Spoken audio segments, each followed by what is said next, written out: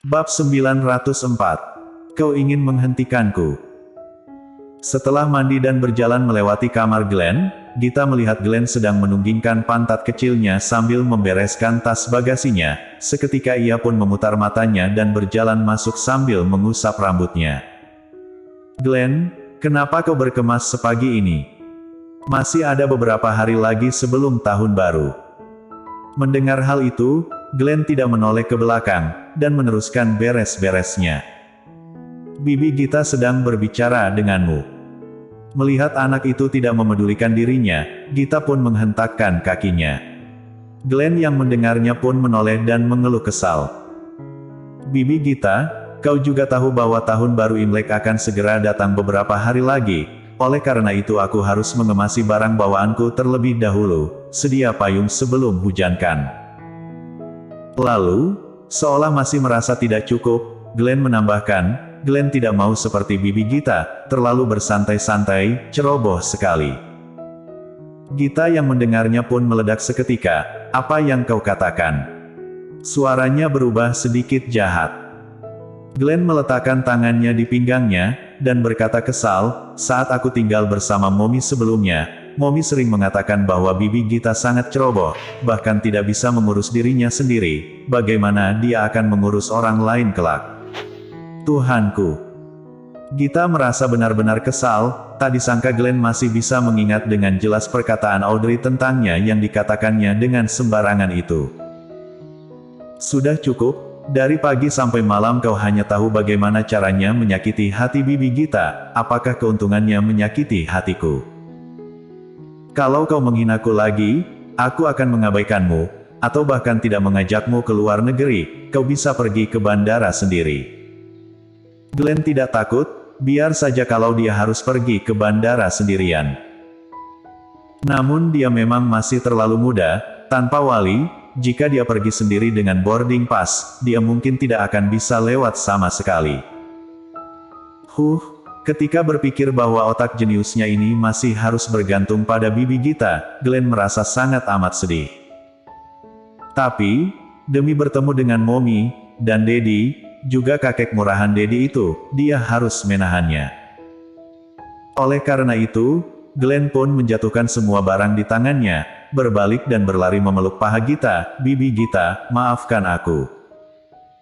Sebenarnya, Bibi Gita sama sekali tidak ceroboh. Bibi Gita sangat imut kok, kelak Bibi Gita kan juga akan menjadi istri dari Paman Glenn." Mendengar perkataan itu, Gita pun merasa hatinya lebih senang, bibir merahnya itu pun sedikit melengkung. "Karena perkataanmu itu, meski aku mati pun aku akan membawamu pergi ke sana, tapi kalau momimu menyalahkan aku nanti, kau harus menolongku." "Iya." Glenn mengangguk dan mengedipkan matanya, ia berkata dengan wajah polosnya, "Aku akan menggunakan cara yang diajarkan oleh Bibi Gita untuk memberitahu Momi, bahwa aku mengancam Bibi Gita dengan nyawaku untuk membawaku ke luar negeri." "Benar, kau harus melebih-lebihkannya, katakan bagaimana kau memohon padaku, aku tidak pernah menyetujuinya, sampai akhirnya kau mengancamku dengan nyawamu, oleh karena itu barulah Bibi Gita memenuhi permintaanmu, mengerti?" "Mengerti, Bibi Gita."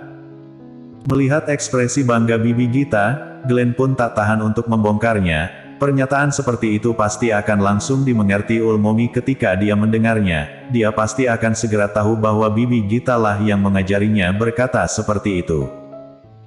"Hehe, Bibi Gita benar-benar adalah wanita cantik yang bodoh. Oh ya, pamanmu masih belum tahu tentang ini, kan? Jangan beritahu dia. Kalau dia tahu bahwa kita berdua diam-diam berlari mencari momimu, dia pasti akan menghentikan kita." Meskipun Gita ingin Andri pergi bersama mereka, sehingga dia bisa menumbuhkan benih-benih cintanya dengan Andri selama perjalanan, namun dengan sifat Andri yang seperti itu, dia adalah seekor monster penyayang adik. Kalau memberitahunya, dia tidak hanya tidak akan pergi, tetapi dia juga akan menghalangi dirinya dan Glenn. Namun Gita tak menyangka, seseorang datang ke depan pintunya tepat sehari setelah dia baru saja memesan tiket. Dia baru saja pergi bekerja untuk menyiapkan dokumen, tiba-tiba ia mendengar asistennya mengatakan bahwa seseorang telah datang untuk mencarinya. katanya orang itu sudah berada di ruang istirahat. Gita pun mengira bahwa orang itu adalah klien, oleh karena itu ia langsung pergi ke ruang istirahat. Tak disangka, ketika membuka pintu, Gita pun melihat seseorang yang tidak ingin dia lihat, Arthur Xiao. Melihat Arthur, Gita sedikit terkejut. Bagaimanapun dia tidak menyangka bahwa orang yang datang padanya adalah dia. Sejak Arthur terluka waktu itu, mereka berdua tidak pernah bertemu lagi. Melihatnya sekarang, lukanya telah sembuh, namun bekas luka yang dalam itu masih membekas di wajahnya.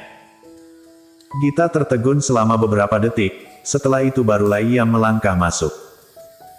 Melihat kedatangan Gita, Arthur pun berdiri. Ia tersenyum tipis padanya, "Kau sudah datang." Melihat Arthur, Gita pun menarik sebuah nafas dingin. Dibandingkan sebelumnya, Arthur jauh lebih kurus, dagunya menjadi lebih tajam, dan karena semakin kurus, kontur wajahnya menjadi lebih dalam, alisnya tampak lebih tegas.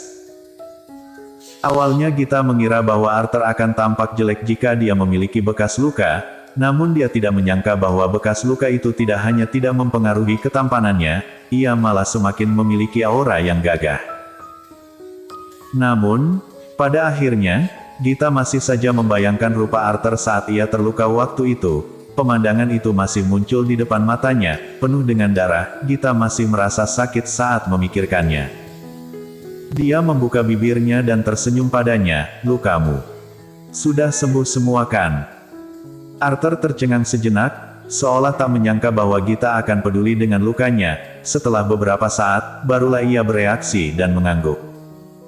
"Semuanya sudah sembuh, terima kasih atas perhatianmu." Kemudian keduanya terdiam lagi. Gita tidak tahu mengapa suasana di antara mereka begitu canggung. Apa mungkin karena kata-kata yang dikatakan oleh Arthur padanya saat mereka pertama kali kembali itu, sehingga menyebabkan mereka bertengkar. Oleh karena itu suasananya menjadi sangat canggung seperti ini. Setelah beberapa saat, barulah Gita membuka mulutnya kembali untuk menyairkan suasana. Kenapa kau datang ke sini tiba-tiba? Apa ada yang perlu kubantu?" Arthur mengangguk, menyuruhnya untuk duduk, lalu ia pun mengeluarkan identitasnya ke atas meja. Hal ini membuat Gita sangat bingung dan menatapnya dengan curiga. Apa maksudnya? Tiba-tiba memberinya identitas.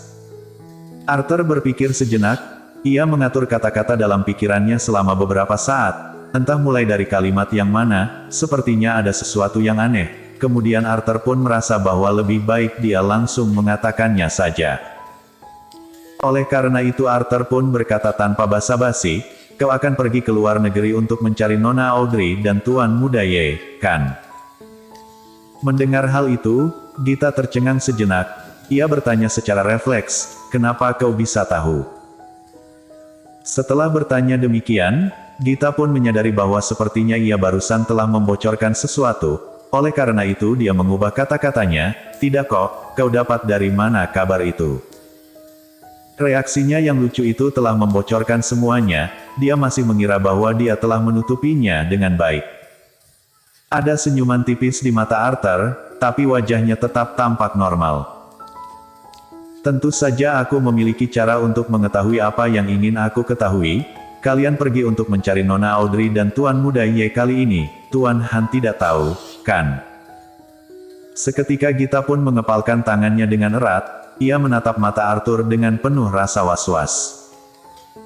"Kalau Tuan Han tidak tahu, berarti seharusnya kalian juga belum memberitahu Nona Audrey, yaitu nyonya muda keluarga Ye kami, sebelumnya."